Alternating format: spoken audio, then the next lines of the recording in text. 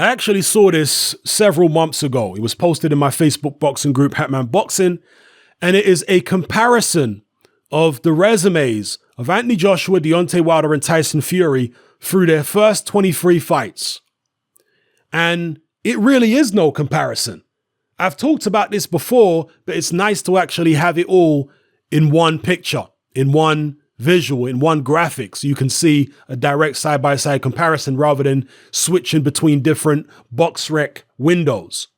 So let's zoom in here a little bit and let's look at their first 23 fights. Let's compare it.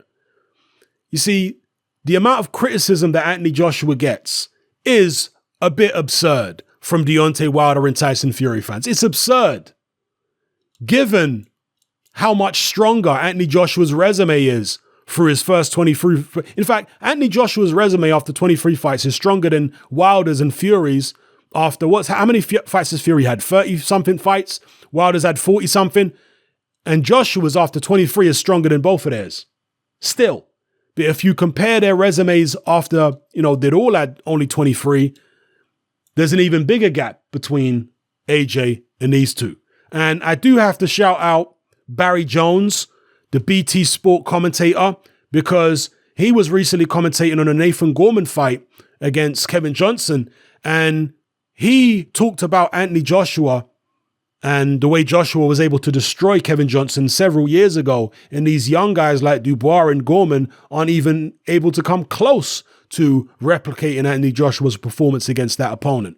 And he says that Anthony Joshua gets way too much criticism. This is Barry Jones, a BT Sport commentator, saying AJ gets way too much criticism, and based upon what he's achieved, you have to rank AJ as the man in the division. Very, very brave for Barry Jones to be saying that when he works for BT Sport, very brave for him to be saying that, and I have to shout him out for it. But he's only speaking facts at the end of the day. You can't accuse Barry Jones of being biased. He works for the main rivals of Sky, which is the platform that Eddie Hearn and Anthony Joshua are on. Barry Jones works for their main rivals in the UK, BT Sport. So you can't accuse him of being biased or some AJ fanboy. Nah, he's just being real. Based upon achievement, based upon who's got most of the belts, based upon resume, you have to say AJ's the number one man at the moment in terms of, if you have to put it in a pecking order. That don't mean he's the best out of the three. No. Just means he's got the best resume, deserves the most credit at the moment. It could be that Deontay Wilder knocks him out when they fight. It could be that Tyson Fury boxes his head off when they fight. We won't know until they do fight. But if we're just comparing their resumes and what they've done, AJ deserves a lot more credit than he's been getting from the fan bases of these two fighters. And again, let's just have a look at who they've fought. So they all fought nondescript opposition in the early fights here. I mean, Emmanuel Leo was actually unbeaten, but, he was a terrible fighter, so we don't even really care about that. Konstantin Erich was kind of a journeyman slash, I don't know, was he kind of almost, he did compete at European level earlier on in his career, Konstantin Erich, but by the time that Joshua fought him, he wasn't that great at that point. Never was that great, but you know what I'm saying? He wasn't really European level, I don't think, by the time Joshua fought him. But you can see here, Wilder was fighting absolute nobodies. I mean, hillbillies that they picked out of the crowd at rodeos and stuff like that, probably. And Tyson Fury was fighting the likes of John McDermott and Thomas Mazurek. John McDermott, of course, that was a very, very controversial fight, the first John McDermott fight with Tyson Fury. Most neutral observers felt that Tyson Fury lost that fight and lost it convincingly, the first fight against McDermott. So they were life and death with McDermott. AJ was knocking out people like Erich. He beat Denis Baktov. These are tough. Baktov is a tough kind of journeyman. Tough guy. Ty Cobb. These people, I mean, literally, rednecks they pulled out of a crowd at a rodeo for Wilder. I don't even know who these guys are. Fury's opponents, I do actually know. Matthew Ellis, he's from Blackpool. He was a cruiserweight and heavyweight. He fought Audley Harrison back in the days. So I do know him. I do know Scott Belshaw. I believe he's Irish, I think. John McDermott, obviously, I know. Thomas Mazurek, I know. Michael Sprott AJ fought here. So up until this point, there's not a massive difference between who AJ and Fury's fighting. Then Fury fought John McDermott in the rematch. And again, went life and death, but managed to win by stoppage. Wilder was fighting Dustin Nichols, who, I don't know what that guy weighs. He must have been about 400 pounds. That's literally somebody they pulled out of an eating competition to throw in the ring against Deontay Wilder. You go look at the Dustin Nichols fight. I know there's this myth that exists about the Dustin Nichols fight that Nichols actually dropped Wilder. He didn't drop Wilder. Wilder was being silly in the ring and swinging, and I think Nichols jabbed him in the chest at the time when Wilder was being silly and showboating, and Wilder kind of stumbled over. There was no knockdown there.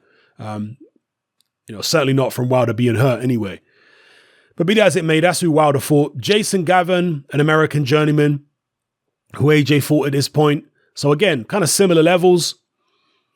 Then we step up to the Zimbardo Lobbs, Rich Power, Shannon Cordell. No idea who these guys are. Then, interestingly, look here. Deontay Wilder fights Harold Sconias. He was on the floor in this fight. There is no footage available of this fight. It seems as though Al Heyman has scrubbed it from the internet. You cannot get hold of footage of Deontay Wilder being dropped by Harold Sconias. Tyson Fury was fighting Zach Page. Anthony Joshua was fighting Kevin Johnson. He absolutely demolished Kevin Johnson. Kevin Johnson was a guy who was brought in to give Anthony Joshua rounds. He just walked through the guy. It wasn't even remotely competitive. In fact, it could have been over in the first round, but he was literally dragged off the canvas. So that's when Joshua started, fighting. I mean, these guys are a bit more durable. Some of these guys anyway, a bit more durable. Zumbano Love, actually, not long before he'd fought AJ, had gone the distance with Shannon Briggs. And I know Briggs is old as hell, but some people were kind of getting on the Briggs bandwagon and believing he could do something at world level at this point. But yeah, AJ took care of Zumbano Love in, 2 rounds, 1 round, 2 rounds. Fought Kevin Johnson, and Kevin Johnson was durable, absolutely demolished him. Sconias gave Wilder the fright of his life. Fury still fighting journeyman here, Zach Page, Nascimento. Gary Cornish was unbeaten, but let's be real, Gary Cornish, no disrespect to the guy, I know he's retired now because he's no longer healthy enough to be given, to have his boxing license renewed. But he was unbeaten, big guy at the time. AJ took him out in good fashion. Dan Sheehan, no idea who that is. I know Nascimento. Okay, here is a big step up for both Tyson Fury and Anthony Joshua. Anthony Joshua fought Dylan White. Tyson Fury fought Derek Chisora. Those are comparable. If we look at the way that their careers have panned out, Dylan White has turned out to be a better fighter than Chisora, but he was, going life and death with Chisora in both fights. Okay, so that's comparable. Then AJ steps up and takes on IBF champion Charles Martin. And this is really where AJ's resume massively pulls away from Wilder's and Fury's. I mean, at this stage, both Fury and AJ are fighting way better opposition than Wilder. Have any of you heard of any of these guys? I know Harold Sconias. Okay, that guy's been around forever. Been a journeyman, fought some, decent fighters over the years. I know of Sconias, but all the other, I've got no idea who these guys are. But with AJ's resume, I do know many of these journeymen. I do know many of the journeymen and the British level fighters on Fury's resume up to this point. I obviously know Chisora and White, who are not journeymen, at least not when Chisora certainly wasn't when he fought Fury at this stage. That was for the British title. And of course, the Dylan White fight. So yeah, Joshua and Fury's resumes are comparable at this point because they're fighting for the British title, whereas Wilder's still fighting hillbillies. Then he steps up, fights Charles Martin. Charles Martin's a better fighter than Nikolai Furfer. Okay, so AJ's starting to pull away here. And once you reach world level, there's no going back. This is why it was a gamble for Team AJ, Eddie Hearn, to take the Charles Martin fight. It's not that they didn't think AJ could beat Charles Martin. It's just that once you're at world level, there's no going back. It's top 10 fighters from there on in. And that's what AJ's had to contend with. So as you see, after he fights Martin, he's in there with Dominic Breazeale. Dominic Breazeale is certainly better than Nevin Pajkic, much better, and certainly better than Damon Reed. His next fight was against Eric Molina. Eric Molina is certainly better than Dominique Alexander or Martin Rogan. Then he fought Klitschko. Even a 40-year-old Klitschko is way better than Daniel Cota or Vinny Madelone. Nobody can disagree with that unless you're smoking something very strong. Then he fought Carlos Takam. Carlos Takam is way better than David Long. Kevin Johnson, at the time when Tyson Fury fought him, was still pretty useful. I'm not going to say he was washed up at this point. He'd seen better days by the time Fury fought him, but he was still an awkward customer. So I'm not going to be too hard on that particular opponent because Johnson was awkward. And I was very impressed, actually, with Tyson Fury in the Johnson fight. Then AJ fights Joseph Parker. Parker, of course, is levels and levels and levels above Marlon Hayes. Certainly a more proven heavyweight than Steve Cunningham, but I don't want to say he's levels and levels above Cunningham. So, Cunningham was a decent level heavyweight contender. Okay, he was never threatening any of the champions or anything like that, but he had some decent wins at heavyweight. He did okay in his little heavyweight run. So I don't want to be too harsh on him, but Joseph Parker was a champion at heavyweight. Okay. Then we have Alexander Povetkin, and, needless to say, Povetkin is far better than whoever the hell this is, and certainly way better than Joey Abel. And for AJ's 23rd fight, his 23rd or 24th fight, maybe it's his 23rd, against Jarrell Miller. Miller obviously much better than Owen Beck.